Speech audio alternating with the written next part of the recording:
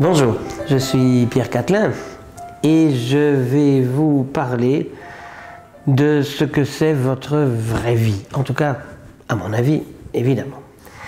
Et comment est-ce que vous pouvez vérifier par une simple question si votre vie actuelle est alignée sur votre vraie vie. Vous vous demandez donc quelle pourrait être cette simple question, mais d'abord je voudrais faire un petit préambule. C'est que pour moi, la vie est censée être une expérience agréable. Et que toute expérience désagréable que l'on fait dans sa vie, eh bien, est une anomalie. Cette anomalie vient de certaines choses qui sont dans notre tête, dans notre subconscient. Et là, je parle du système de croyance, c'est-à-dire des choses qu'on a mises dans notre tête ou qu'on a mis soi-même dans notre tête, mais sans le faire exprès, bien entendu. Si par exemple, chaque fois qu'on essayait de faire quelque chose dans notre enfance, dans la famille, et que j'essayais de fabriquer un truc et on dit mais non, c'est pas comme ça, regarde, et on me corrigeait avant de me donner l'occasion d'essayer, eh bien je peux avoir développé une croyance que moi je suis quelqu'un de pas très doué. Du style, je suis nul, je suis un incapable. Tout ça, ce sont des croyances, dans ce cas-ci des croyances d'image de soi. Mais ces croyances, on parle beaucoup de croyances hein, et on donne beaucoup de définitions. Et la définition que moi j'utilise, c'est une croyance, c'est une hypothèse à propos de la réalité. Ça veut dire que je vis une expérience. Et cette expérience, eh bien, je veux lui donner une logique.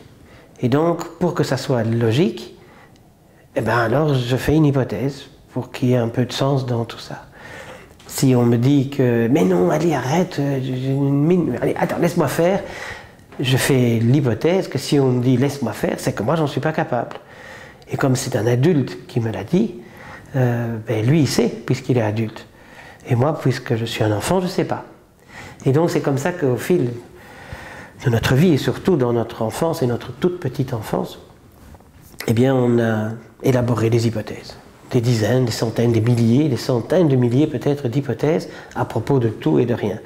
À propos de soi, à propos des autres, à propos du monde, et à propos de comment est-ce que je peux satisfaire mes besoins et comment est-ce que je peux construire mon propre bonheur. C'est d'ailleurs sous cet angle-là que je vais vous parler de votre vraie vie, parce que pour moi la vraie vie a un lien direct avec le bonheur. Alors la question toute simple que je vous propose de vous poser pour vérifier si votre vie actuelle est alignée sur votre vraie vie, eh bien elle n'est pas compliquée. Imaginez que, voilà, là maintenant, je vous offre 1 milliard d'euros. Alors, il y a des gens qui ne se rendent pas compte de ce que c'est 1 milliard d'euros. On peut dire c'est beaucoup, c'est vraiment, vraiment beaucoup, mais je voudrais faire une petite comparaison. Si, par exemple, on utilise des secondes, eh bien, à ce moment-là, on peut se demander qu'est-ce que c'est 1000 secondes. Pour les mètres, c'est très très facile. 1000 mètres, c'est 1 kilomètre, 1 million de mètres, vous faites le calcul. Mais pour le temps, vous allez voir, c'est très très différent. Si on prend 1000 secondes, ben ça fait 12 minutes. Si on prend 1 million de secondes, ça fait 12 jours et demi. Et si on prend 1 milliard de secondes, ça fait 32 ans. La différence entre 1 million et 1 milliard, c'est la même qu'entre plus ou moins 12 jours et 32 ans. C'est beaucoup plus parlant qu'avec les mètres et les kilomètres, etc. La plupart des gens ne se rendent pas compte qu'il y a cette différence 12 jours et demi, 32 ans. C'est la même chose entre 1 million d'euros et 1 milliard d'euros. Pourquoi j'insiste là-dessus? C'est parce qu'il faut que vous vous rendiez compte que si je vous offre 1 milliard d'euros, c'est pas du tout la même chose qu'1 million. Avec 1 million, vous allez peut-être pouvoir acheter certaines choses. Avec 1 milliard, il faudra devenir extraordinairement créatif pour arriver à déterminer ce que vous allez pouvoir faire avec une somme aussi fabuleuse. Même avec les taux d'intérêt actuels, vous mettez ça dans une banque, ça vous prendra déjà beaucoup de temps pour faire une liste de ce que vous pourriez acheter rien qu'avec les intérêts de votre milliard d'euros. Alors donc imaginons que vous avez 1 milliard d'euros. Et la question toute simple est juste là maintenant. Et la question n'est pas qu'est-ce que vous faites de votre milliard d'euros. La question c'est qu'est-ce que vous faites de votre travail. C'est un peu surprenant, hein? Mais il y a la plupart des gens qui m'ont répondu mon travail. Si j'ai 1 milliard d'euros, je vais arrêter de travailler. Ça veut dire que ces personnes décident, effectivement, d'arrêter leur travail. Donc ça veut dire que la seule raison pour laquelle ils travaillaient, c'est parce que c'était payé. Une fois qu'ils n'ont plus besoin d'être payés, à ce moment-là, ils arrêtent. Et donc, voilà, vous avez la réponse. Si vous avez répondu ou été dans la direction de « j'arrête mon travail » ou certains me répondent aussi, évidemment, je change de travail. Et là, quand on leur demande pour faire quoi? Mais pour faire quelque chose que j'aime. Donc ça veut dire que maintenant, eh bien, vous faites un travail peut-être que vous n'aimez pas, ou un travail que vous arrêteriez de faire tout de suite si vous aviez suffisamment d'argent pour ne plus devoir travailler. Et ça vous permet de savoir que vous ne vivez pas votre vraie vie. Puisque vivre sa vraie vie, pour moi, c'est faire des choses qu'on a envie de faire des choses qu'on aime faire des choses avec des gens avec qui on aime être. Et pourquoi est-ce que plein de gens ne vivent pas leur vraie vie? Mais simplement parce qu'ils n'ont pas les moyens financiers de la vivre. C'est peut-être pas vrai ce que je viens de dire. Peut-être qu'ils n'ont pas des moyens financiers suffisants, c'est justement parce qu'ils n'ont pas décidé de vivre leur vraie vie.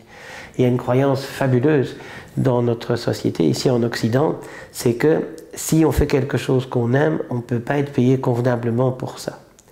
Et c'est une croyance, parce qu'il y a beaucoup de gens qui, une fois qu'ils ont entendu ce genre de choses, ils ont pris le temps nécessaire, par exemple, pour devenir capables de faire un travail qu'ils aiment vraiment, c'est-à-dire qu'ils ont fait une reconversion professionnelle avec un nouveau métier, une nouvelle direction dans leur vie, et à ce moment-là, eh bien, ils ont commencé à gagner de l'argent en faisant quelque chose qu'ils aimaient. Et ce qui est intéressant, c'est que si à ce moment-là, on leur demande, si je te donne 1 milliard d'euros, qu'est-ce que tu fais de ton travail? Ils disent, je continue.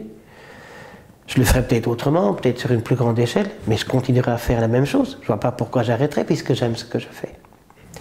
Beaucoup de gens croient aussi que quand on reçoit une telle somme d'argent, eh bien la chose dont on a envie, c'est arrêter de travailler. Oui, c'est vrai, mais c'est arrêter de faire le travail qu'on fait maintenant, ce qui n'est pas la même chose que arrêter de travailler.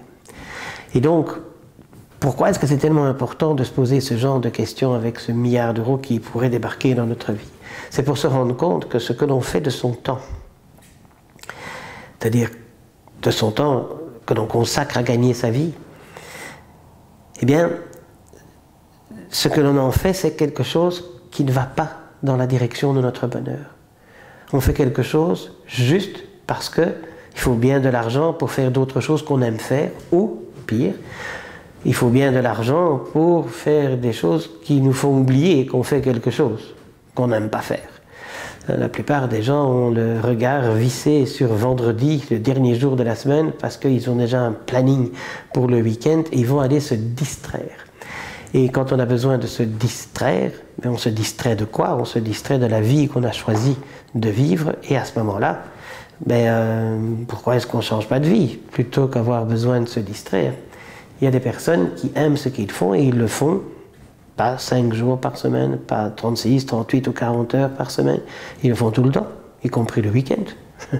Et je ne vois pas pourquoi on pourrait pas vivre sa vraie vie en travaillant, par exemple, beaucoup plus que les autres, mais en ayant un plaisir et un bonheur beaucoup plus important que les autres. Et donc, quand je parle d'aligner sa vie sur sa vraie vie, il faut se demander qu'est-ce qui se passe à l'intérieur de nous qui fait que nous ne prenons pas la décision de vivre notre vraie vie. Bien sûr, on a peur, mais surtout on a des croyances.